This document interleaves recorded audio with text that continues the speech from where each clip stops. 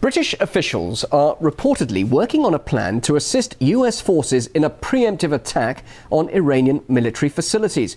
It follows claims Washington is moving towards a policy of intervention out of fear that Tehran is developing a nuclear weapons program, something Iran has always denied.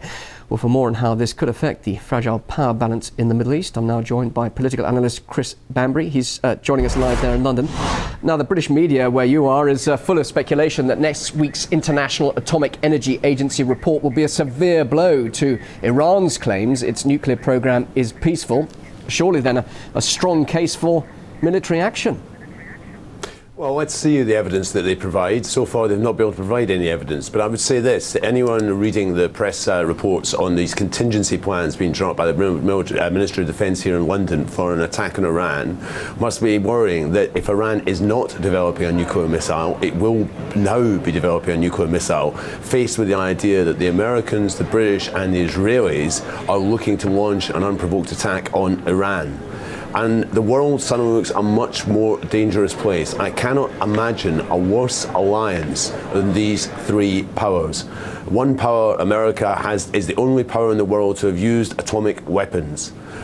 Israel has a secret illegal nuclear program which it denied for years, but we know it exists. It's the only nuclear power in the Middle East. And Britain, of course, the former colonial power, provided them the means to get those nuclear weapons all those years ago.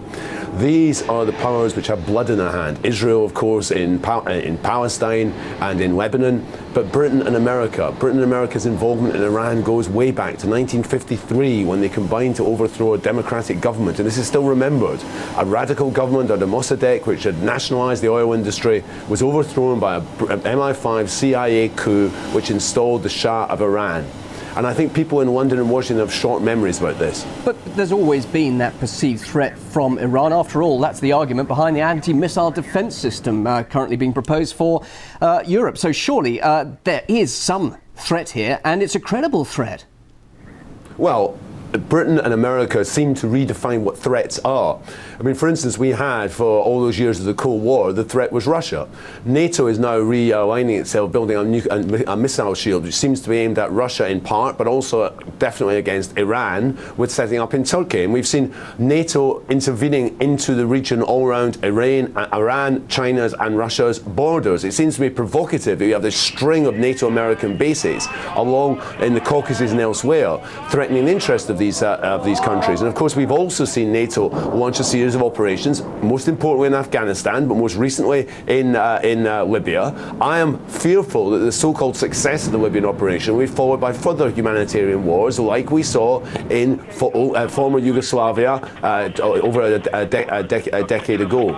And NATO is playing an aggressive role here. It's portrayed as a peacekeeper, but it's an aggressive role. And the missile defense shield is an aggressive act. It's aggressive towards Russia, it's aggressive towards China, and it's aggressive towards Iran. But why isn't Iran being transparent and open and allowing investigators and inspectors to check the facilities? And also, of course, you mentioned Israel, the threat from Israel a little earlier. Iran's got every reason, has it not, to develop a nuclear deterrent?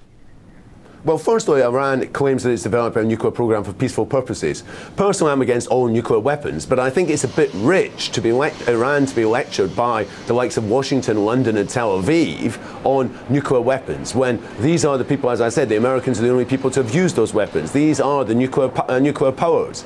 And the hypocrisy it seems to be here is that these countries, the Western countries, can have weapons which can destroy the world many, many more times over, but no one else has the right to develop this technology. Now, I would rather have no nuclear weapons, but I put the blame first and foremost on America, Britain and Israel here. And really, as I say, people in the region must have long memories, not just of the intervention in Iraq, and there was a contingency plan which Donald Rumsfeld literally took off the shelf within hours of 9/11 to present to George Bush for an attack in Iraq, but they must remember Britain and Israel's involvement in the Suez invasion of 1956. They must remember that Britain and America put the Shah in power. They must remember Britain's involvement in that region all those decades ago. All right, we're getting a lot of rhetoric from the West, and of course, if a strike were to take place, what would that do for President Ahmadinejad? Clearly, he would be absolutely entitled for some sort of recrimination. What does that do for also his support there in Iran? Well, further, I think people in the West seem to underestimate the strength of Iranian nationalism. There may be differences in-house in Iran. However, there is a strong nationalist sense and a remembrance of what happened of foreign intervention into the country and how the Shah was installed and maintained by Britain and America. Inside. People have long memories of the Shah, and the way it's presented now in the West as if the Shah is a liberal regime. There will be a bloody war if there is an attack in Iran. Iran is not Iraq as of 2001.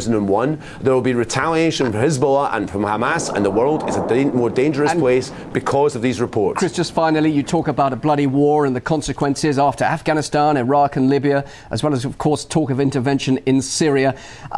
Is there really any appetite among the people, let alone the politicians, for further military interventions like that?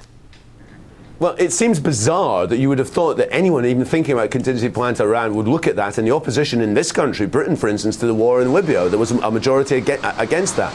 But of course we're talking about economically declining powers in America and Britain, and their military assets remain. They remain the one thing they can deploy, and we know that Britain and America, more importantly America, are prepared to use their military power to try and buttress their economic position in the world in relation to China, in relation to economy. So I think what we're seeing here, we know this from history, economic instability often leads to military adventures, often leads to wars, and I think we must be worried at the moment. The one thing I would say is if I was an American president, I'd be worried about thinking about any attack in Iran, given the level of opposition to his economic policies we're seeing on the streets of Oakland, the streets of Washington and New York and elsewhere with this Occupy movement. And of course the forthcoming presidential elections in November, within a year from now, so interesting political gamble that would be. Chris, we could talk more, but thank you very much indeed for joining us. Chris Banbury, political analyst, joining us there in London. Thanks for your time.